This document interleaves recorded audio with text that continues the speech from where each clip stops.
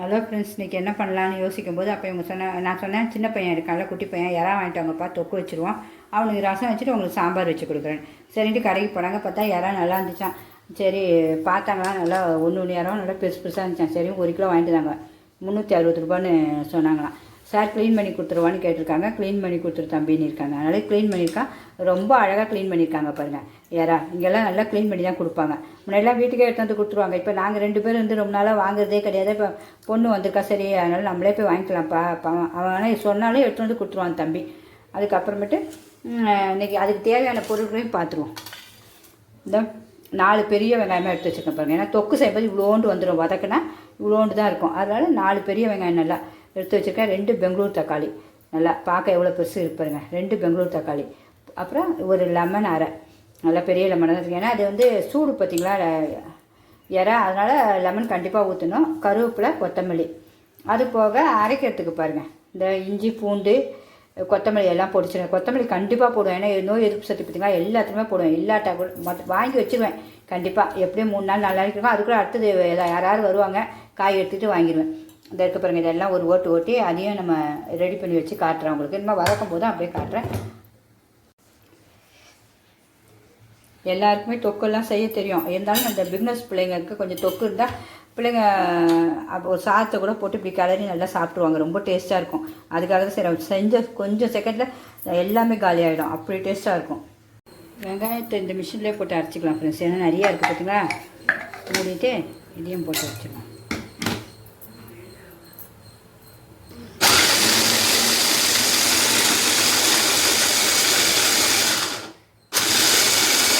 செகண்டில் அரைப்பட்டுச்சு. இனிமேல் எடுத்துருவோம். இது எல்லாமே கரெக்டாக பாருங்கள். ஒன்று மிஸ் ஆனாலும் அது செய்கிற விதம் டேஸ்ட்டு மாறிடும். அதனால் க்ளீனாக பாருங்கள். மிளகுத்தூளும் இதில் போடுவேன். மிளகும் பெப்பர் இதுவும் எவ்வளோ நைஸாக அரைப்பிடிச்சிப்பேங்க. இன்னும் அடுத்த செட்டும் இனிமேல் அரைச்சிடணும். இன்னும் ஒரு செட்டு தான் இப்போ அரைச்சிருக்கேன் வெங்காயம்.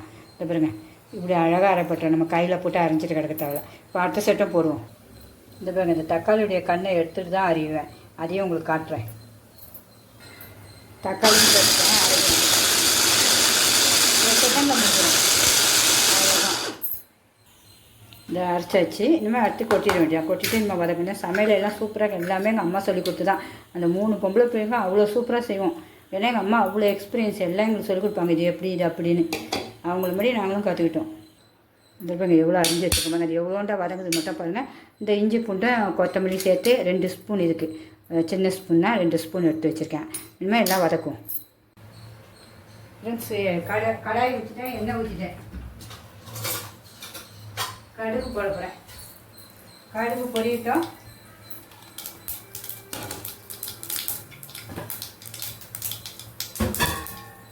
பொரிஞ்சோன்னா வெங்காயம் தக்காளி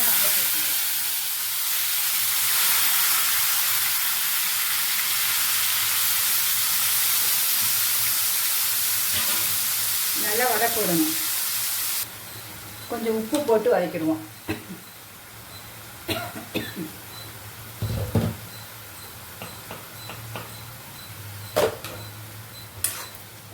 உப்பு போட்டு வதக்கிட்டு மூடி வச்சிட வேண்டியதான்.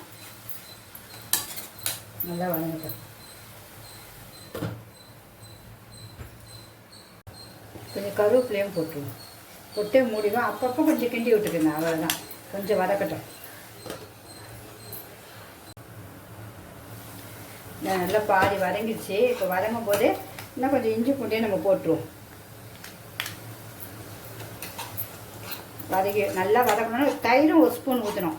லெமன் கொஞ்சம், தயிர் கொஞ்சம். மெயின் தயிர் இன்னும் கொஞ்சம் நேரம் கழிச்சு தயிர் போடுவோம்.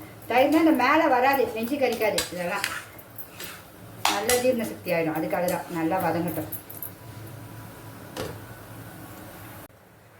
பார்ப்போமா? இப்போ அப்புறம் என்ன சூப்பராகிடுச்சு பாருங்க.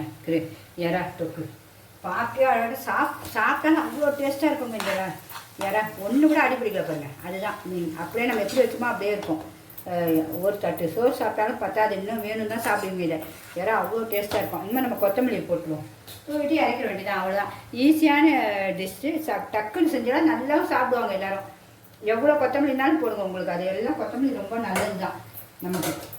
போட்டு ஒரு கிண்டு கட்டிங்க. ஏன்னா நிறைய பேர் கொத்தமல்லி பிடிக்காது. எங்கள் வீட்டில் எல்லாமே கொத்தமல்லி கேட்குங்க பிள்ளைங்க. அதனால ஓகே. எல்லாம் இது மாதிரி உங்களுக்கு எல்லோரும் இந்த டிஷ்ஷு பிடிச்சிருந்தா ஒரு சப்ஸ்கிரிப்ஷன் பண்ணுங்கள். இதே மாதிரி வீடியோவை தொடர்ந்து பாருங்கள். ஓகே ஃப்ரெண்ட்ஸ், பாய்.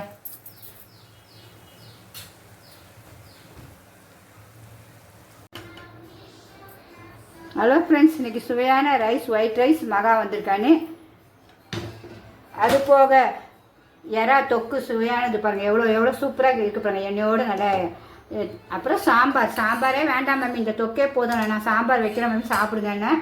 பெப்பர் சிக்கன், அது போக குட்டிக்கு பென்ஸ் குட்டிக்கு தக்காளி ரசம் சாப்பிட்டு முடிச்சு, குட்டி பையனுக்கு தர்பீஸு. அவ்வளோதான், சின்ன சாப்பாடு தான், ஆனால் சுவையாக இருக்கும், ஹெல்த்தியாக இருக்கும். எப்படி இருக்குன்னு சொல்லுங்கள். எல்லோரும் பிடிச்சிருந்தா சப்ஸ்கிரைப் பண்ணுங்கள்.